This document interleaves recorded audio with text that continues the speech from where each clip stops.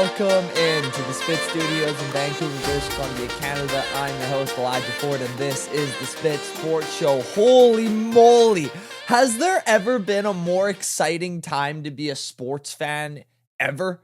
Like, seriously, what's going on in the NBA right now with the passing of the torch from the young guys from the old guys to the young guys? What's going on in the NHL with all of these series, the Leafs collapsing, the Canucks with one of the greatest comebacks in the history of hockey, the Edmonton Oilers winning a game 1-0. Like, everything is just in pure pandemonium right now. But listen, I have to talk about that game 4 between the Predators and the Canucks, because if that is the game that dreams are made of as a hockey fan, the only thing that could have made that better is if it happened in like the Stanley Cup final or a later round. You know what I mean? But as a game in and of itself, it doesn't get any better. Now, obviously, not everything was good that came out of this game.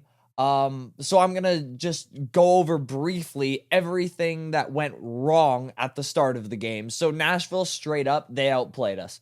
For 57 minutes, they were clearly the better team. Every single stat and graph that I look at when it comes to who played better, who had more shot attempts, expected goals, all of that stuff favored Nashville. And my eye for what I saw, which was the majority of the game, I missed, I think, 2 minutes of the second. Nashville looked better. And they came out with a fire in their butts to not lose both games at home and go down 3-1, because, as I'm going to get into later, coming back from down 3-1, difficult task. So they came out with a fire, and they did what they usually do: get a lead early and then make sure you cover up all of the shooting lanes, especially in the middle, so that the Canucks' offensive guys can't get quality looks and just play shutdown. Except this time, they were able to coincide that shutdown with some really good offensive production. They were in the zone for the majority of the game. I thought, in terms of the Canucks' perspective on what went wrong, I thought Pettersson had another really, really bad performance.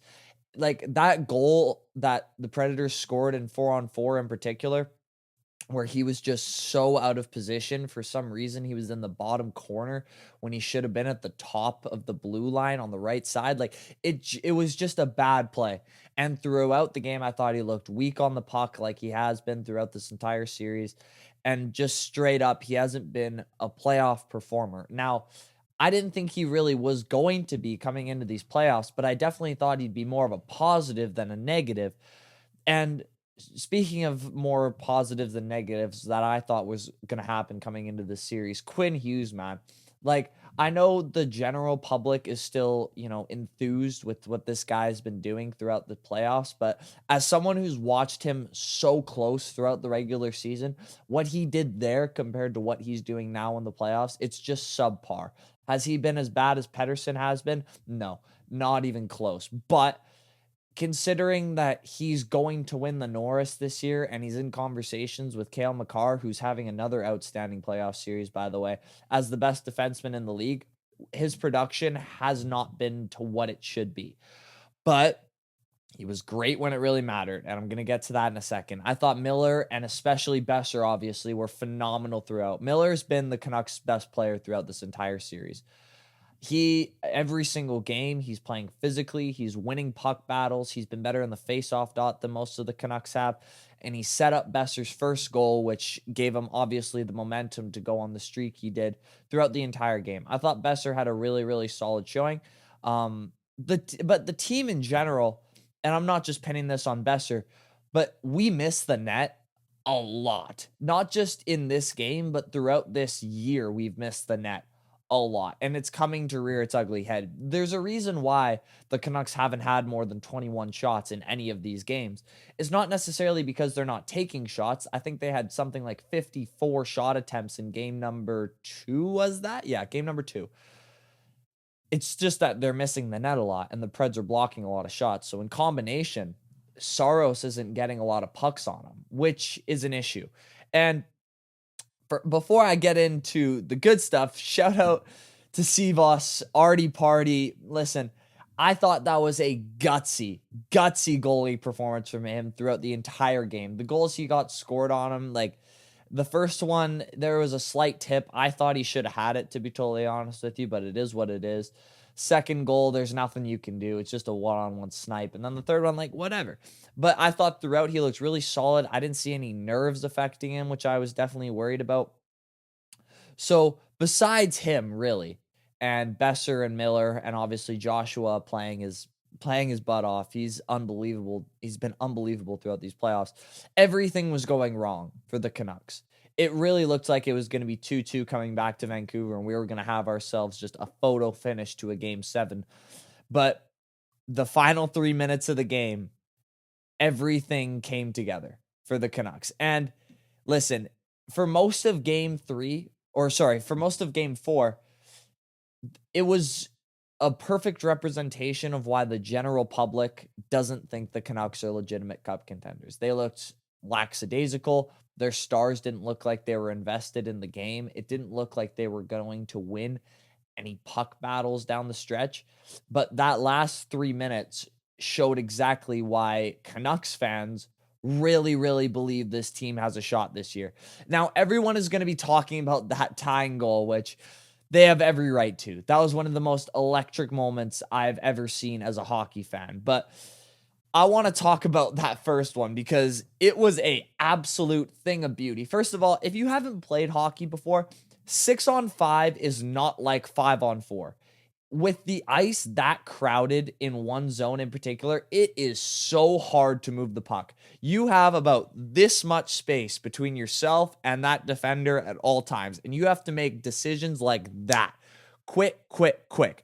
So the way they were able to move the puck for that first goal, it really showed how great the Canucks can be when their top-end talent plays to their top-end ability. So Hughes moved to the middle on the blue line, which drew the right winger to him, moved the puck over to the right winger, moved the puck over to Miller on his off wing, and he just lets it rip from that left side. We get a rebound. First goal, Miller gives it down to Lindholm, who made an unbelievable play after the defenseman, Carrier, he blocked Miller's shooting lane. Miller's coming in on the left side, left-handed shot. He blocks the shooting lane. Lindholm makes himself available for the pass in front of the net. Across to Besser, bang, bang. Just like a perfect passing play for the first goal of the game. Can't write it better than that. Can't draw it up better than that. It was perfect. And like I said, great microcosm for what the Canucks can be when their stars play like that. And before I get to the last goal, because I've been so critical of him throughout the entire series and even in this video, I've got to give Pettersson some credit. That back check on that empty net save could have saved them the series, definitely put them in an advantageous position for the rest of the series, because if he doesn't affect that shot, I am 100% sure he puts that in the net on the empty net. But he had to change his angle. He had to stretch out his stick and flip it up, which is not an easy play to make. It's not a natural shooting motion by any stretch of the imagination. And that was because of Pettersson's hustle. And I have to give him respect for that. And that was just it was just showing in these last 3 minutes, the Stars were making plays. And on that last goal, the Stars just made plays. Hughes made the best move he's made all series and the best move I've seen him make in 3 months. Breaking that guy's ankles with 18 seconds left to set up this goal, it doesn't get much better than that, I gotta be honest. And the way he went sliding afterwards, because sometimes you make a guy fall and he just kind of, just collapses like a ton of bricks. This guy slid to the blue line after Quinn broke his ankles, which was unbelievable. Over to Pettersson in the middle, over to Miller again. Smartly shoots for a rebound, and Besser's there to clean up the garbage. And that building for the viewing party, I was there for the game 3 one. Goodness gracious, I can only imagine how that building was buzzing. And on that overtime goal, it was just the Preds were shell-shocked. You could just tell as soon as the puck dropped that they weren't mentally in it. Like, when you give up a lead like that so quickly, it's really hard to recover from that. It's even when you have, 15 minutes between the end of the third period in overtime, it's just hard to mentally recover. And they couldn't. They played atrocious defense. You can't leave anyone that open in front of the net. And Lindholm buries it, and the Canucks go up 3-1. Now, obviously, this is a huge win. Going up 3-1 in the NHL is so important. Only 31 times in history has a team come back from down 3-1, which is actually a lot more than the other two major sports, MLB and NBA, when it comes to those comebacks. They happen a little bit more often in hockey, but still, they're in a commanding position. But what I want to talk about is I expected them to beat the Predators. I said they'd win in 6. Obviously, once their goalie went down, that was a bit in question. But now that they're in position, I still think they win in 6. I think they lose tonight and then win in Nashville. But what I think this game is actually going to affect is their next series, probably against the Oilers, who are up 3-1 against the Kings. Now, knowing you can come back from literally anything is so important in the NHL, especially against a team like the Oilers. And I'll explain why. The MO of the Oilers, what they want to do is they want to get a goal early. And the reason they want to get a goal early, obviously every team wants to score quick, but the Oilers in particular, because once they get up 1-0 and the other team hasn't scored for a bit, the other team starts pressing. And what that does is you put in 2 forecheckers instead of 1. The ice opens up more for McDavid and Draisaitl, and they're able to counter that, and that's when the flood can start. They'd put that on LA a couple times when they won that game by 5 goals. That's what they want to do. They want to score early, they want to open up the ice, and they want to just play free-flowing hockey from then on. So the Canucks are probably going to be in a position, in fact, definitely going to be in a position at some point where they're down a couple goals late. And when they get into that situation now, they couldn't give less of a crap about if they're down by 2 goals with 9 minutes left. They were down by 2 goals with 2 minutes and 54 seconds left, and they came back 6-on-5, which is so hard to do. And add on top of that they scored 2 goals in 12 seconds to steal another game away from this team. And you have a team that never will think that it's dead. And that is a hard out in the playoffs. When you don't think the show is over, the show ain't over. Like there's an old saying, a person's never really dead until you see them die on screen. This Canucks team, they're never going to think they're out of a game. And that mentality is so important in the playoffs, especially against this team that wants to get up early. And I'm serious. I think this win meant so much that when I made my bracket before the playoffs, I had the Oilers beating the Canucks in 6 in this series. I had them both advancing. I think it's now a coin flip series depending on the goaltending, because the Oilers have a similar mentality coming into this series just because of the year they've had. They were obviously left for dead at the start, bottom of the NHL, and they worked their way all the way back. They had that 18-game win streak, and they're now in a power position in the Western Conference. So they believe they can come back from anything just as much as the Canucks do. That's going to be one hell of a series. I can't wait to see it. But I don't think it can be understated how important these comebacks and just quick bursts of greatness are for the Canucks. I don't think they played their best, anything close to their best. I think they played 75% of what they can play against this scorching hot Predators team coming into the playoffs, and they're up 3-1. This has been, all things considered, an incredible series for the Canucks, and you're playing with your third string goalie and you're up 3-1. You've played 3 different goalies and you're up 3-1. Pettersson has not had a good series. Hughes has been underwhelming, and you're still up 3-1. Canucks fans should feel really good. As I was saying in my last video, they shouldn't be worried at all.